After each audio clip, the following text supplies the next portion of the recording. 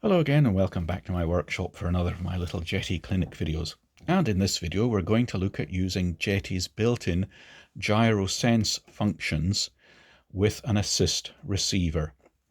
I've done quite a few videos about using the Gyro Sense functions that are built in, and I've pointed out that they are really intended for use with other brand gyros because they were created by Jeti long before they brought out the assist receiver.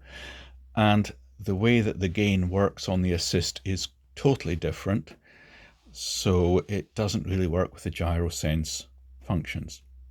But quite a few people have asked me, is there any way we can get it to work, because they like the flight mode specific or separate nature that can be put into the Gyro Settings functions, and also the way we can use one of the rotary knobs as a digital trim so that it's not dependent on the position of the knob as you change flight modes. Well, I've worked out a way to do it, and that's what this video is about. So let's have a look at the fundamental differences between the gains of another brand gyro and the assist, and then we'll look at the equations. Yes, we're going to get a bit techie because I want you to understand what's going on, not just show, oh, change this, there you go. Yep. Right, let's have a look at my fantastic high quality graphics here. This is a representation of how every other brand gyro basically works. If you have your servo output, your control at the midpoint, so you're outputting 0%, then the gyro, either way, is at 0%. And if you start turning the control one way so that your servo output goes down towards -100, then the gain of the gyro increases, gets bigger and bigger and bigger. So the vertical axis here represents the gain. And it would be directing it into normal or heading mode, or bank 1 or bank 2, depending on the brand of gyro. So this way might be normal mode, bank 1. And if you were to turn the controller, the rotary knob, whatever, away from middle into the +100 servo travel, you go into the other mode, or bank, as they often have now, again with increasing gain. So knob at middle, no gain, and the gyro is not in any mode. Turn the knob one way and you get increasing gain in one type of mode. Turn the knob the other way, you get increasing gain in the other type of mode. The assist doesn't do it that way, because you can select 3 different modes, banks, whatever you like to call them. Jeti calls them assist modes, using a switch.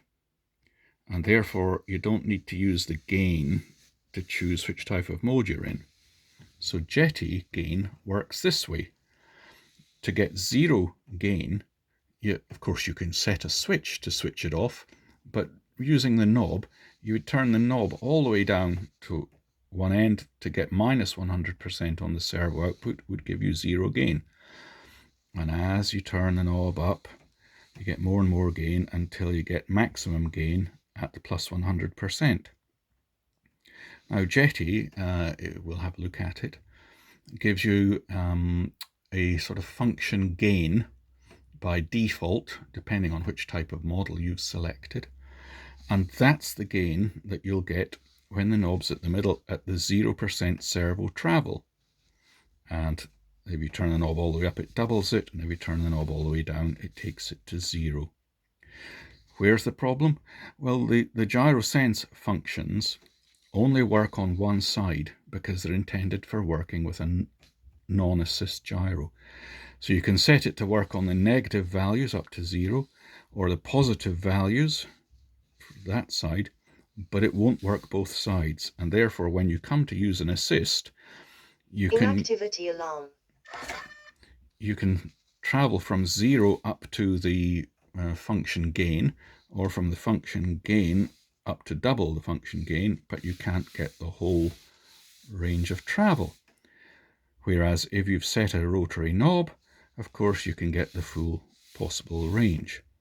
Now, you would choose this range because that's safe. You can turn it down. If you've got you know, if you switch it on and it's getting a bit too much, you can turn it down. But if you were to choose this side of it, and even with the knob turned right down to here, you're getting oscillations. You can't turn it down any further. So you've got to switch it off, land, reprogram everything, try again. Bit of a hassle. So this one's safe, but if you find that you're just not getting enough gain, you can't get any further. So again, you've got to land, reprogram everything over to this side and go. Well, I think the way around it is this. We change the gain in the Jetty to double its normal value, and we use only the negative range, so that there we go, we get the full possible gain using just the negative range. Let's have a look at the equations before we go any further. This is the equation that Jetty uses to get the final output gain, and yes, have a look for it. Just search for Jetty assist equation. I've got a whole video about it. Basically, it takes the gain function, that's the little number that's already in the Jetty, and it multiplies it by the default gain over 50 plus the gain tuning, that's where you've turned the knob to, divided by 100. Now the default gain already in the Jetty is 50, and so if you don't change that, then 50 over 50 gives you the output of 1 for this term here.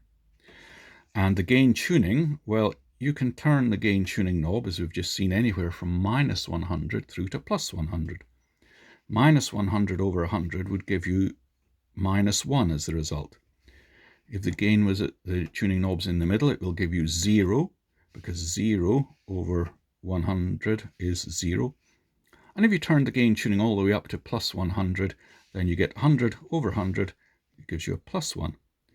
So you'd get the gain function times 1 plus either minus 1, which would be a 0, or 1 plus 0, which would give you 1, or 1 plus 1, which would give you 2.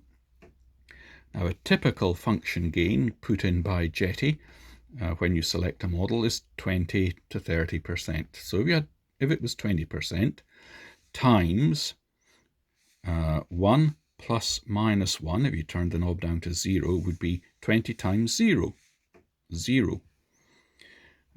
20 times 1 with the gain tuning knob at the mid position, which is 0. 1 plus 0 gives you 1, so 20% times 1 gives you 20%. And finally, turn the gain tuning knob all the way up to plus 100, so 100 over 100 is 1, 1, 1 plus 1 is 2, 20% times 2, 40%. Okie doke. So how can we get that if we can't go beyond the 0? We can't get any positive numbers here, we can only get the negative numbers.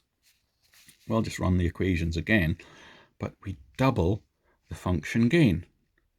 So 40% instead of 20% times, well, if the gain tuning knob's turned all the way down to minus 100, you get 1 plus minus 1 is 0, so for 0, that's what we've got here. And if you turn the gain tuning knob all the way up, but remember we're in Gyro Sense, we can't get beyond 0, then 0 over 100 is 0, so 1 plus 0 is 1, so you get the function gain 40 times 1 is 40. So we get that matches to that, that matches to that, and with the gain knob turned part way, you'll get obviously 20%. So let's have a look at how you actually program that. Go into our model.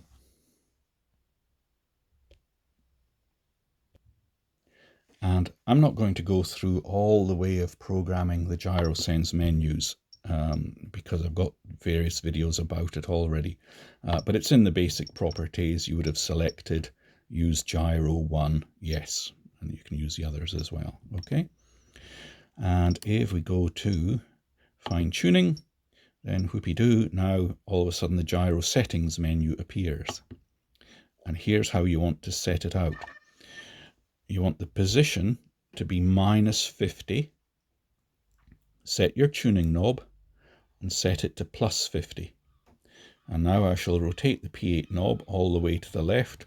We can see the output goes to minus 100, which is what we want.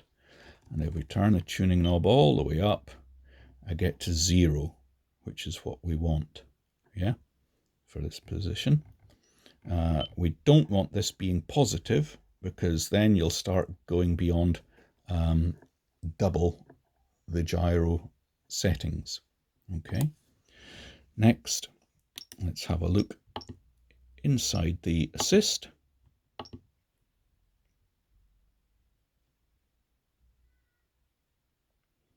Into its configuration, airplane settings.